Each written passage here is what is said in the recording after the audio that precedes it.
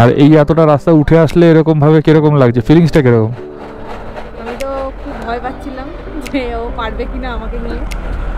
তো দারুণ, মানে এক্সপিরিয়েন্স দারুণ।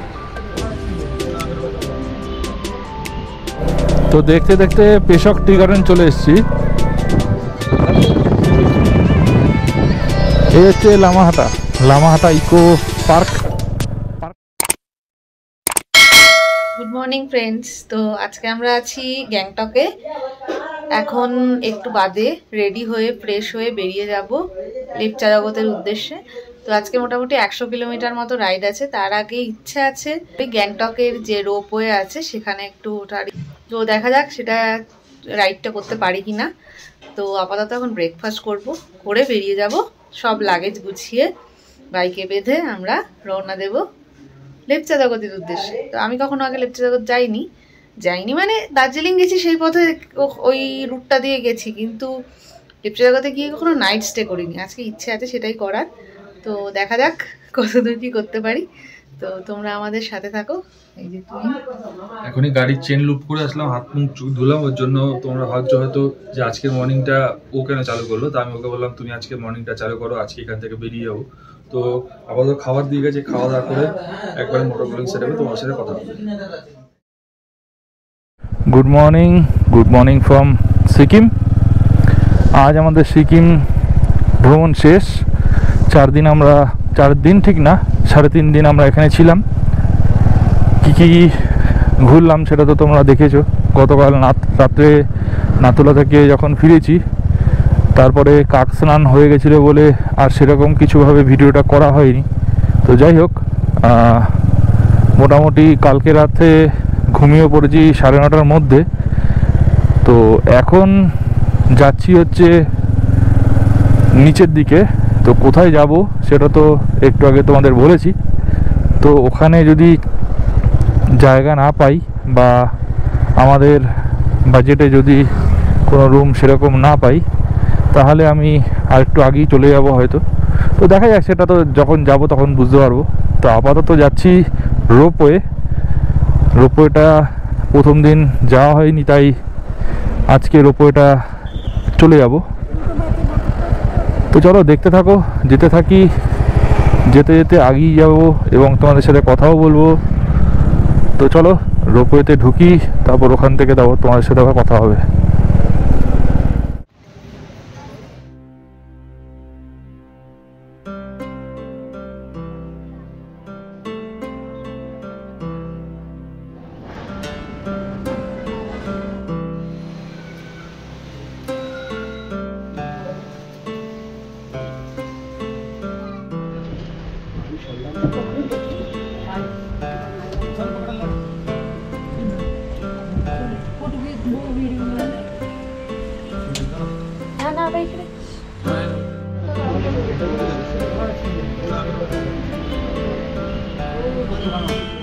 তো এই রোপওয়ের থেকে নিচের দিকে যাচ্ছি। মোটামুটি ওয়েদার প্রচুর খারাপ, ভালো বৃষ্টি হচ্ছে, নিচের দিক দিয়ে গাড়ি যাচ্ছে, দেখতেই পাচ্ছ।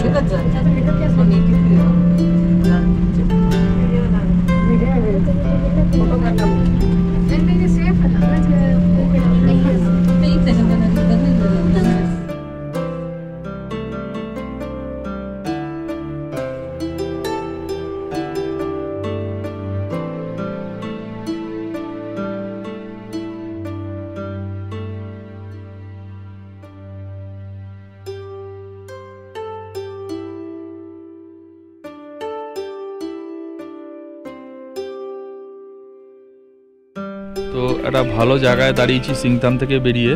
তো এখন ওয়েদারটা একটু ক্লিয়ার আছে, দেখতেই পাচ্ছ তোমরা উপরটা। তো চলো দেখতে থাকো, আমি আগেই যাই, যেতে যেতে তোমার সাথে কথা হচ্ছে। তো সিংথাম থেকে বেরিয়ে গেছি, বেরিয়ে এখন সামনের দিকে এগিয়ে চলেছি।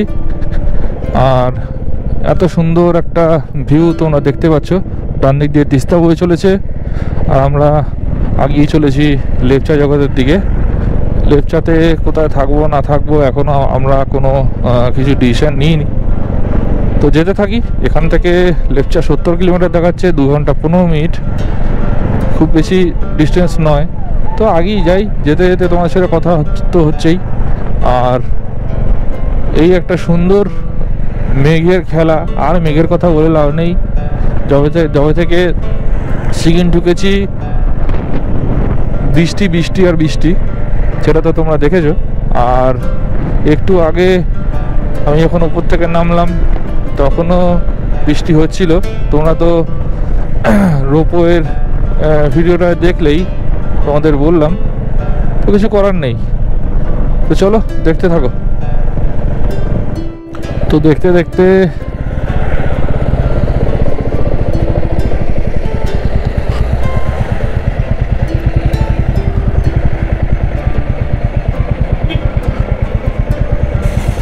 भैया इधर से जा सकता है सिलीगुड़ी।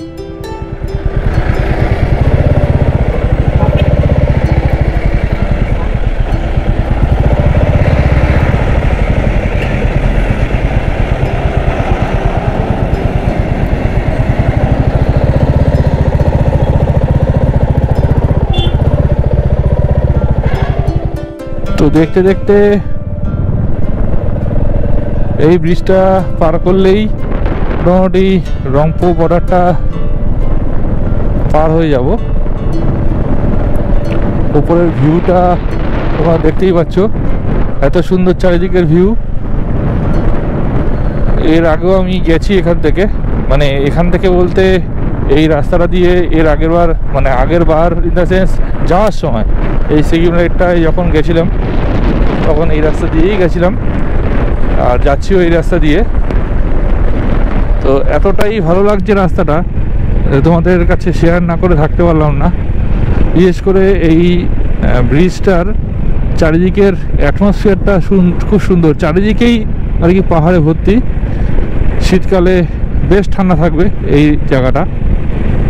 তো এখান থেকে শিলিগুড়ি 76 কিলোমিটার, কলকাতা 662, কালিম্পং 36, সেবক 54।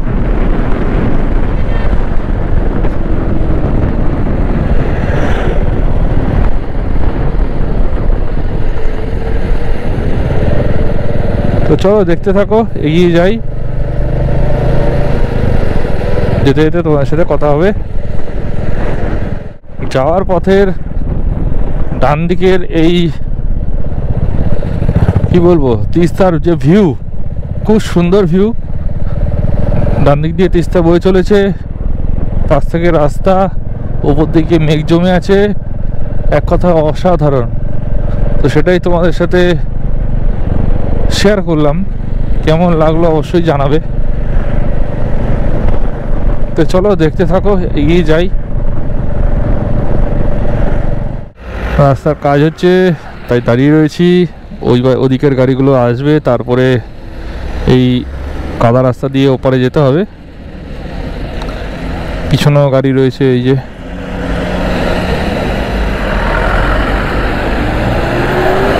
খুব খারাপ অবস্থা।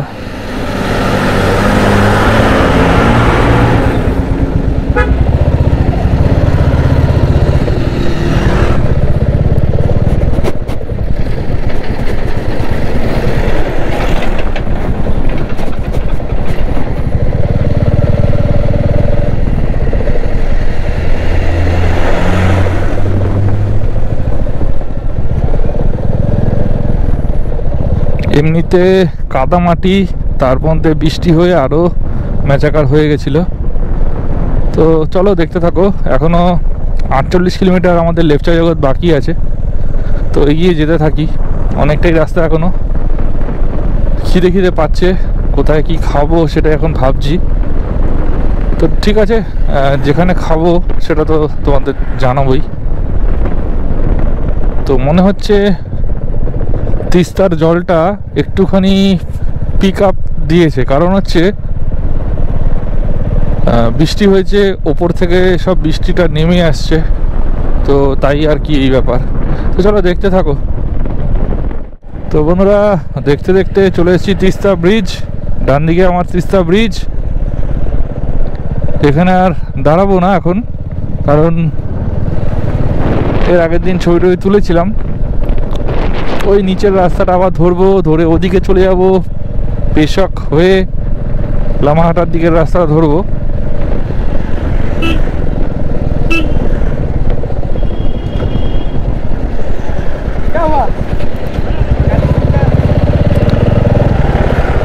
তো সোজা এখন চলে যাব, এই সোজা রাস্তাটা চলে যাচ্ছে শিলিগুড়ি, আর এটাই হচ্ছে NH10। আমরা এই রাস্তা ধরে শিলিগুড়ি দিয়ে এসছি সেবক কালীবাড়ি হয়ে। তো এখন আমরা আর ওই রাস্তায় যাব না, যাব আবার পাহাড়ে। আজকে আমাদের রাতটা পাহাড়ের শেষ দিন, কালকে একদম সমতলে চলে যাব আমরা। এই বাঁদিকে একটা রাস্তা নেমেছে, তোমাদের দেখাচ্ছি। এই যে অ্যারোটা দেওয়া আছে এটা হচ্ছে দার্জিলিং, সোজা চলে যাচ্ছে শিলিগুড়ি।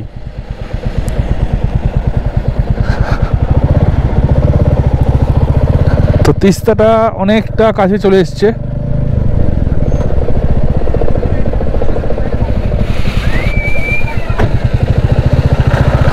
আমরা ওই ওপরে ছিলাম, ওখান থেকে নিচে চলে আসলাম। তিস্তার ডান দিকে বয়ে চলেছে। তো চলো আগেই যেতে থাকি, যেতে যেতে তোমার সাথে কথা হবে। আর আমি তো আগের ব্লগে তোমাদের দেখিয়েছি তিস্তা নদীটা যেরকমভাবে ভেঙে পার অবস্থা খারাপ হয়ে গেছিলো, তো এখন আর সেটা দেখাচ্ছি না। তো চলো দেখতে থাকো। তো গরম নিচের জ্যাম পেরিয়ে উপর দিকে পেশকের রাস্তা ধরেছি, তো দেখা যাক এইদিকেও জ্যাম আছে কি না।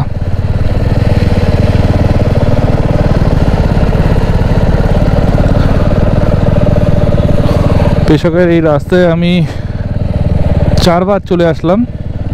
2 মাস আগেও আমি এসেছিলাম, তখন পুরো যে ট্রিপটা, এবার আমার যা জ্যাম হয়েছিল, কোনো জ্যামই আমি আগেরবারের কোনো ট্রিপে পাইনি। তো যাই হোক, জ্যাম পাহাড়ে হলে কিছু করার নেই, জ্যাম তো থাকবেই ছোট রাস্তায়, তো ওর জন্য চিন্তা করে লাভ নেই। এই সব গাড়ি নিচে যাচ্ছে, গিয়ে জ্যামে ফাঁসবে।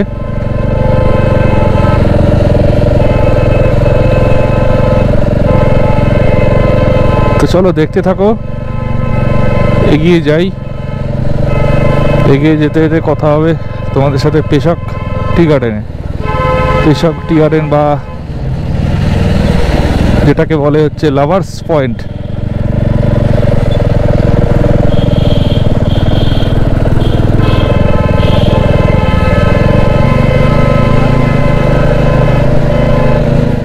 তো দেখতে দেখতে পেশক টি গার্ডেন চলে এসেছি।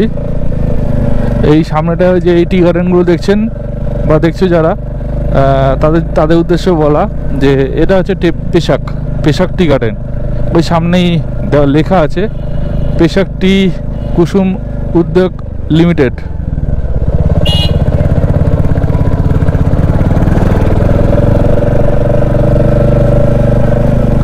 তো এই হচ্ছে টি গার্ডেনটা, উপরে অনেকটা জায়গা জুড়ে এই পেশক গার্ডেন। তো চলো চলেই এসছি মোটামুটি লাভার্স পয়েন্ট, ওখানে গিয়ে কথা।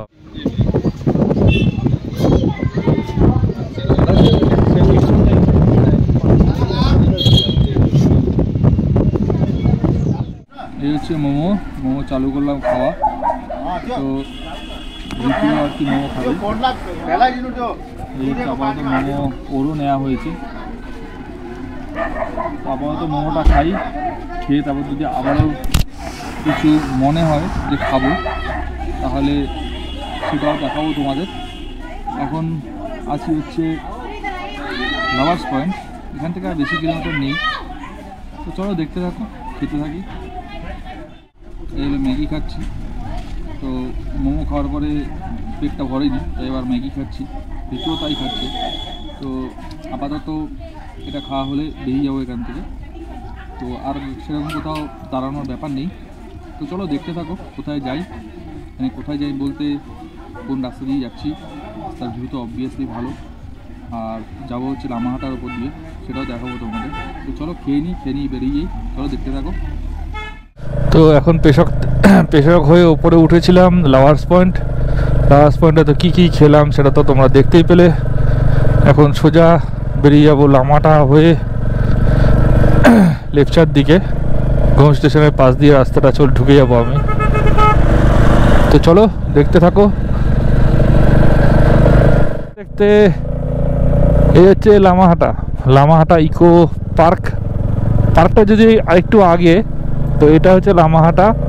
এখানে অনেক হোমস্টে, রিসর্ট সবই আছে।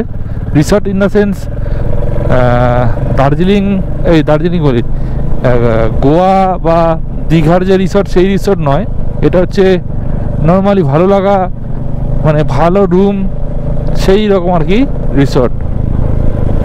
এই একটা রয়েছে হোমস্টে।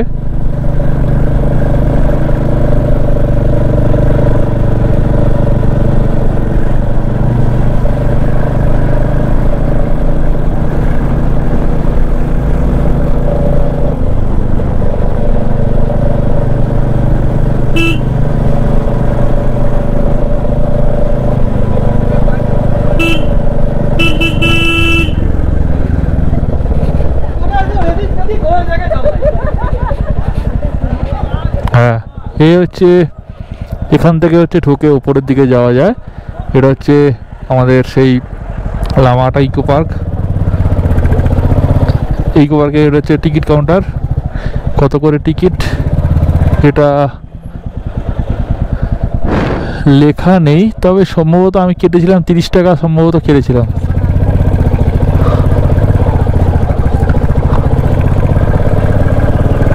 বাইক পার্কিং এই ভেতরে আছে, কেউ যদি বাইক পার্কিং করতে চাও ভেতরে করে নিতে পারবে। তো আমি একটু চা খাবো, ইচ্ছা আছে। তো যেতে যেতে এই হিলস কিচেন বলে একটা দোকানের সামনে একটু চা খাওয়ার জন্য দাঁড়ালাম। এই হচ্ছে লামাহাটার দৃশ্য, এত সুন্দর লাগছে জায়গাগুলো। ঋতু, তোমার কিরকম লাগছে একটু বলে দাও। দারুণ লাগছে। আর এই এতটা রাস্তা উঠে আসলে এরকম ভাবে কিরকম লাগছে, ফিলিংসটা কিরকম? আমি তো খুব ভয় পাচ্ছিলাম যে ও পারবে কিনা আমাকে নিয়ে। তো দারুণ, মানে এক্সপিরিয়েন্স দারুণ। সেই রাস্তাগুলো যখন টার্ন নিচ্ছে, ও যেভাবে হ্যান্ডেল করছে, আমি তো মানে ফিদা হয়ে গেলাম ওর উপর। তো খুব মজা হলো, আজকে রাইডটাও খুব এনজয় করলাম আগের রাইডগুলোর মতোই। তো তোমরা পুরো ভিডিওটা যারা দেখেছো তারা তো দেখতেই পেলে, আর এর পরেও এখনও 2-3 দিনের রাইড বাকি আছে, তো তোমরা দেখতে থাকো। তো দেখলে ঋতুর এক্সপিরিয়েন্স বা ওর কি বলবো ওটাকে, কতটা আনন্দ পেয়েছে। তো এর পিছনে এরকম একটি জঙ্গল টাইপের রয়েছে।